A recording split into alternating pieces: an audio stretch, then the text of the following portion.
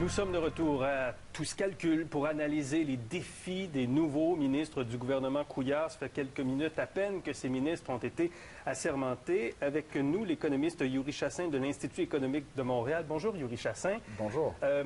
On attire l'attention aujourd'hui sur un chiffre qui a circulé dans les journaux et c'est Denis Lessard de la presse qui dit que le déficit pour 2014-2015 n'est pas de 2 milliards 500 millions tel qu'annoncé dans le budget du 20 février dernier, mais de 3 milliards 300 millions. Et dans le défi du nouveau gouvernement, c'est-à-dire de prendre le contrôle des dépenses publiques et des finances publiques, c'est quand même pas simple que d'arriver puis d'annoncer tout de suite 3 milliards 300 millions. Est-ce qu'on va dire encore une fois que c'est l'ancien gouvernement qui nous laisse un chaos financier? Exact. Donc, petite précision pour 2013-2014, donc l'année qui vient de se terminer. Exact. Ce serait finalement 31 mars 2014. Exact, 33,3 milliards. On se retrouve finalement à avoir une espèce d'héritage un peu plus lourd que prévu pour le nouveau gouvernement. Alors, est-ce que, dans le fond, on va se dire, étant donné ce chiffre plus élevé, ça va être difficile de retourner au déficit zéro dans 2 ans, comme c'était prévu? Je le crains. Et ce n'est pas innocent, en fait, quand on entend le premier ministre parler d'enjeux structurels. Moi, évidemment, je pense au déficit structurel. Gérald, on est 5 ans après la récession et le déficit de 3,3 milliards, c'est le plus important depuis la récession au Québec. On va ressortir notre graphique qu'on a montré en première partie juste pour qu'on se comprenne bien exactement de quoi on parle. Donc, c'est pas confirmé encore, évidemment, mais si, si le 2,5 devient 3,3, ça devient le déficit le plus important en 5 ans. Et il serait pire, donc, que les déficits suivant la récession. Exact. À ce moment-là où on avait dû injecter de l'argent dans l'économie. Donc, on sent qu'on a fait un effort, mais là, on replonge là, tout à coup. Et donc, on annulerait probablement le 1 milliard 750 millions de déficit ici et le déficit zéro de 2015-2016. Il y a un risque, ou alors ça prend des gestes assez solides, assez déterminés. Le gouvernement a un avantage, hein, il est majoritaire, il est là pour 4 ans et quelques, 4 ans et demi, donc il a une fenêtre d'opportunité. Je voyais aussi qu'on avait nommé Martin Coiteux, non seulement président du Conseil du Trésor, mais aussi responsable de la révision des programmes. Donc, est-ce que c'est une indication qu'on va faire systématiquement, dans le fond, une révision pour se dire, est-ce qu'il y a des choses qu'on peut... Y croyez-vous que Martin Coiteux peut être cet homme-là? Et qu'il va le faire? Parce que je pense que vous le connaissez un peu. Oui, Martin je le Coiteux. connais, donc soyons clairs, mettons carte sur table, je le connais. Je crois en fait qu'il a certainement cette intention-là. En même temps, il y a une dynamique. Hein? Le président du Conseil du Trésor a un certain pouvoir, mais il a des collègues, il a des gens qui se disent, moi, dans mon comté, vous savez, puis il y a un premier ministre aussi qui doit l'appuyer dans cette démarche-là. C'est pas nécessairement simple à jouer, mais je pense que la partie, elle est nécessaire. Il faut essayer de trouver une façon de revenir au déficit zéro. Et pour mémoire, hein, parce que c'est un gouvernement libéral, alors je vais me faire un petit peu plaisir, c'est un gouvernement libéral aussi qui avait dit on va revenir au déficit zéro en faisant 62 de l'effort. On ne demande aux contribuables que 38 de l'effort. Dans le dernier budget, bon, c'était le budget de Marceau, mais dans le dernier budget, on a regardé les chiffres. Quel a été l'effort des contribuables? Ça n'a pas été 38 ça a été 44 On a demandé plus de taxes et d'impôts aux contribuables.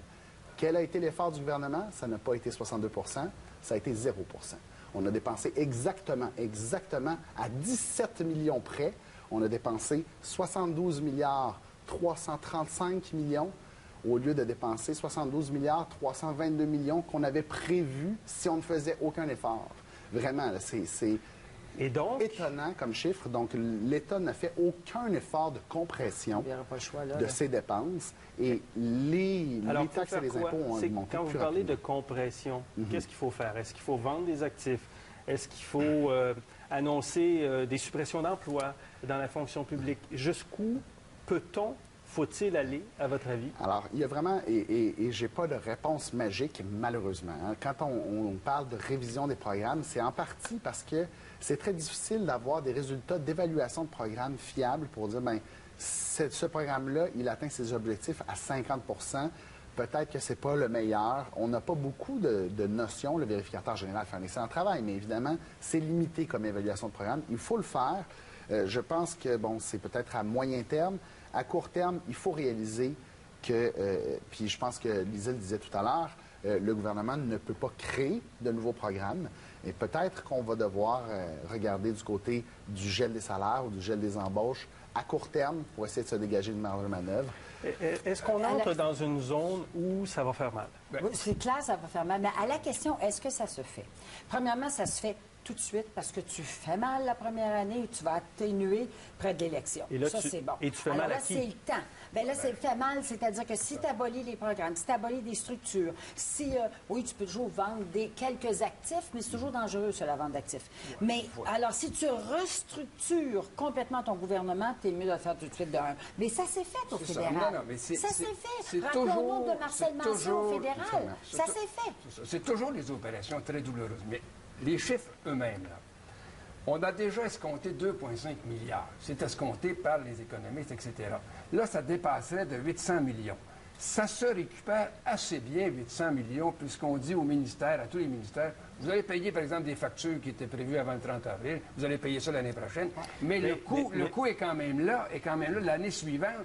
Là, c'est en 2014-2015 qu'il faudra restructurer, ça veut dire qu'il faut disparaître des Le problème, centres c'est de pas dépenses. l'ampleur des déficits, parce que, et je pense que vous serez d'accord avec moi, le déficit n'est pas très important par rapport au produit intérieur brut. Puis quand on se compare à ce qu'on a vu dans les dernières années, le problème, c'est de remonter à la surface. On n'y arrive pas. On dit qu'on va remonter là, mais il est résilient. il Donc, est on n'arrive résilient. pas à Ça le colle. diminuer, on n'arrive pas à revenir vers le Oui, zéro. mais le fait de remonter à la surface, il y a deux façons. Il y a une façon, c'est de regarder ton État, là, puis de dire, bon, ben là, on aborde des structures. Je donne un exemple. Quand on parle d'abolition de structures, là, c'est peut-être pas dans le programme du tout, là, mais quand on parle des agences de santé, puis qu'on dit qu'il faut abolir les agences de santé, non, mais c'est un exemple que je donne. Mais non, mais c'est un exemple. Oui, mais c'est tout des pinottes. À chaque fois que je te suggère quelque chose, tu me dis que c'est des pinottes. Je le reçois au Conseil du Trésor, toi, là. Mais cela dit, c'est de créer aussi. Parce qu'on n'a pas parlé de Jacques Daou. Jacques Daou, lui, a un énorme ministère de développement économique. C'est pas le ministère du développement économique d'avant. Il a toute la responsabilité aussi avec ses ministres délégués de la forêt, des plans maritimes, du plan Nord, d'Investissement Québec. Est-ce Il faut qu'il lui, crée de l'emploi. il a le chéquier dans les mains, autrement dit? Oui, mais regardez bien, là, quand... Mais M. Daou veut stimuler l'économie. Est-ce qu'on s'en va vers des affrontements? Ouais, mais C'est quoi, quand M. Daou? il y a quelqu'un qui est responsable des dépenses de 50 de l'État. C'est là qu'il faut restructurer dans le domaine de la santé.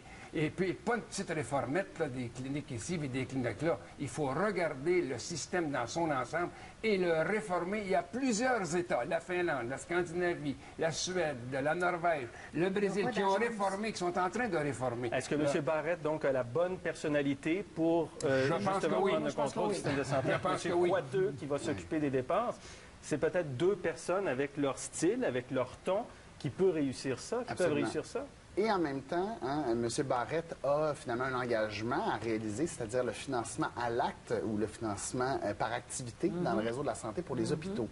Ça va changer la donne à moyen terme, mais à court terme, quand on l'implante, ça peut coûter plus cher parce que ça augmente la qualité. On incite finalement les hôpitaux à donner davantage de services. Oui. Alors, ça peut coûter plus cher à court terme. Et il doit s'occuper de la change rémunération dynamique. de ses amis médecins aussi. Oui, et ça sera tout un contrat. Et si j'étais omnipraticien, je craindrais beaucoup. Vous savez ce qu'il a dit auparavant, hein? C'est des médecins de famille. On en a assez, des omnipraticiens. C'est juste parce qu'ils font mal leur travail. Alors, là, Il va peut-être changer de discours une fois ouvert. Non, je pense qu'il va réussir à convaincre. Je pense qu'il va réussir à convaincre ses collègues là, de faire les choses autrement parce qu'il connaît bien le secteur. Et comme il a toujours, tout au long de sa carrière professionnelle, travaillé en termes de clientélisme, il travaille pour sa clientèle pour avoir des résultats. En terminant, il nous reste quelques secondes. Comment s'appelle le nouveau ministre des Finances? L'État. Monsieur Létard. Monsieur Létard. Bravo. L'État. L'État. Et non pas l'étéo, je ne sais trop. Merci, Yuri Chassin.